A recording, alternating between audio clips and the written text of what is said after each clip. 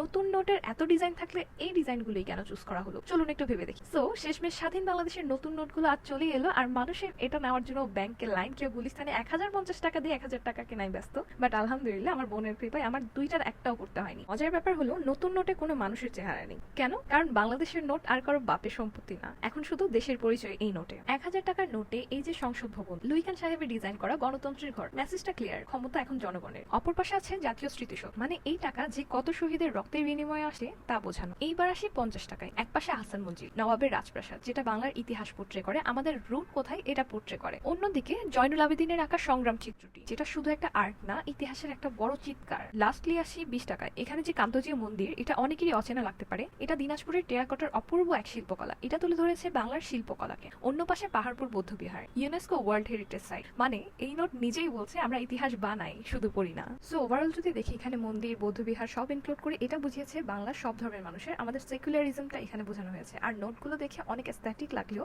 প্রতিটা নোটেই আছে অসম্ভব সুন্দর মেসেজ।